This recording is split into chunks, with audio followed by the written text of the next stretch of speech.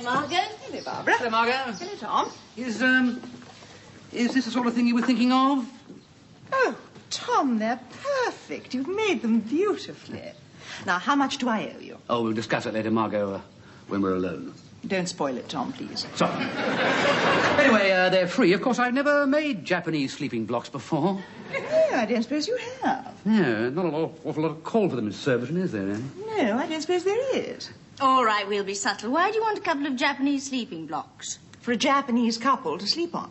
Put like that, it sounds terribly reasonable. Well, it is. You see, in 2 weeks' time, we are playing host to Mr. and Mrs. Yashimoto from Kyoto. Are they coming over by plane or boato? I'm so glad you don't live in this house, Tom. Do you mean to say that they actually use these? I'm not sure. They may sleep on beds like normal people. Oh, I see. But should Mr. Yashimoto say, I say, Mrs. Redbetter, you wouldn't happen to have a couple of Japanese sleeping blocks, you can say, yes, I do have a couple somewhere. Exactly. Well, I know the Japanese aren't very big, but I don't see how they can balance on one of these all night. Don't get like Tom, Barbara, please. Tell you what, we'll give you a demo, right? Come on, up you get. Let's do this thing properly. Right, ready? Okay. Now, ride on. Oh, dear, oh, dear. Now, one of the Japanese are an industrious race. A night of one of these would make you get up early, wouldn't it? I agree. But if Mr. and Mrs. Yashimoto want them, they're here. I don't think one can pay too much attention to such little courtesies when one is the wife of an international executive. Who? Jerry. Oh, yes, of course. No, where is the international executive, by the way? Is he playing international executive golf, or has he gone for an international executive walk, what? No, as a matter of fact, he's in the study being examined by the doctor. Oh, sorry. Is he all right? Oh, yes, it's just a medical. You see, we are making some fairly substantial increases to Jerry's retirement annuities. But, Margot, you must have about 10 policies already. 13, actually. Well, you'll be richer when you retire than you are now. Well, that's the intention. There is a maggot in English society, and its name is socialism.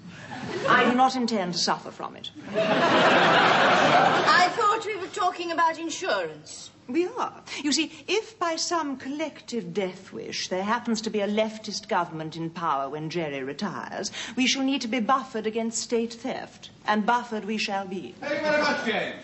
See you at the golf club, Sandy. Bye. That's class, that, isn't it? Having the doctor round, meeting at the golf club later. Certainly beats taking you to the vet in a cardboard box. All right, Jerry? Yes, fine. Hello, Barbara. Hello, Tom. Are you sure everything's all right? Yes, well, I passed the medical all right, but... He noticed your wooden leg, did he? No, the fact is, I'm not quite as healthy as I thought I was. Oh, Jerry. But, Jerry, you said you passed the medical. Well, perhaps scraped through would be rather more accurate, darling. Oh, they all say that. There has been a Dr. Bourne who said you're really well. You've got to earn a living, haven't they? No, but according to James, I'm abusing my system in about every way possible. Well, that's no surprise, is it? We all know that. What do you mean? What do I mean? 5 bottles of gin a day, grossly overweight, no exercise, 15-course expense account lunches. Come on, you're a mess. See here, Tom. If anyone's going to call Jerry a mess in this house, it will be me. I reckon the only thing keeping you standing is your hardened arteries. Must be like steel girders by now. Mind you, these medical gems are coming from the man who diagnosed the creosote splashes on my face as measles. No, I know exaggeration is second nature to Tom, but he's more or less confirmed what James had to say. We'll change your doctor, then. Well, that wouldn't make Jerry healthy, would it? Then there's the tension of the job, you see. Yeah, I wonder when you'll have your first ulcer. Quite. Probably going getting worse over the next 20 years or so. Probably have permanent nervous dyspepsia, brother. Yes. That's if you live that long, of course. Barbara, will you take Tom home? Yes, I was just going to. Come along, sunshine. You're cleaning the pigs out. It's not my turn. Well, it is now for cheering Jerry up. Oh, by the way, Jerry. Yeah? When you die, can I have your golf clubs? Come along. Oh, nothing yet. No, not yet.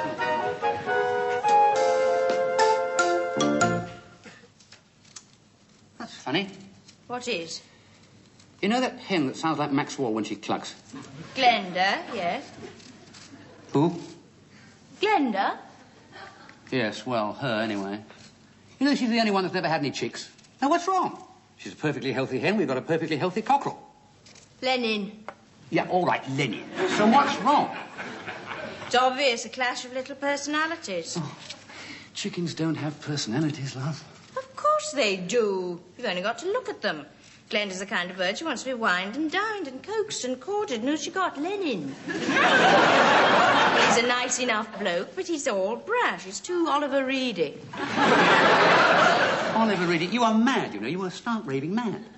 Anyway, not that it matters in the end, really, whether chickens have personalities or not. Whether anybody has, for that matter. Ultimately, we're all victims to the old man with the scythe. Is death your theme for the day? No one. Well, not 2 hours ago you had Jerry with one foot in the grave. No, you'll go on, old Jerry. Great sedentary dollops like him always do. It's the finely strung athletes like me that go early. You mark my words, by the time they're 150, he and Margot will be tearing about in their platinum wheelchairs, still trying to spend the $2.5 million a week they're copying from their insurances. The good die young, eh? Probably. Well, perhaps it's just as well, as we haven't been able to put a penny by for our retirement. No, not a penny. Barbara? We've had it. When we're old, we've had it. We haven't provided. Why, no. Well, why haven't we? Because we haven't got any money. Yes, there is that, yeah. My fault, of course. When I cast us adrift in an open boat, I should have made sure there was a life jacket on board. In case you haven't noticed, I'm very happy. Well, so am I now. But when we're old and penniless, what then? Well, I do buy the stamps with our surplus. You know, we will get an old age pension. But they're not enough. They never are. Oh, you are ever so much fun when you're in this mood, you know, Tom. I'm just facing facts, love. And another thing. Will we be capable of working till we're due for our pension? And our life is a hard slog. It takes its toll, you know. I could be clapped out at 50. You already are. Don't try to cheer me up. I'm serious. Are you saying that senility is staring you in the face, are you? No. I'm just saying that self-sufficiency is hard work. And there comes a time when the body just won't respond anymore. And it's then that you realise you should have made some sensible provisions. It's all very well you laughing at Jerry and his annuities. At least his wife isn't going to starve. How did we get to this? But it's obvious, isn't it? I'm older than you are. Anyway, women live longer. I'm going to die and leave you with nothing. Well, say by some miracle of biology you do hang on for a bit. Well, that just makes two of us on a junk heap instead of one. There's no way out. Why don't you just sit by the fire and look for the fairy castles in the flames? Yes, you're quite right. I ought to think this thing through. No, I just meant shut up. Oh.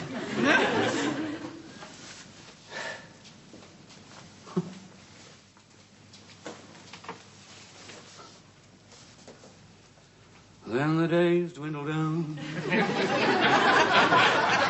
to a precious few. September.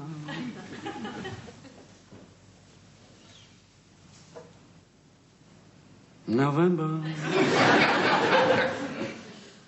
Not much of it left, really, is there? Funny. Huh. 1 minute you're skipping down the road in your first pair of long trousers, and the next... What happened to clothing coupons, eh? What happened to the knit lady that used to come round the school?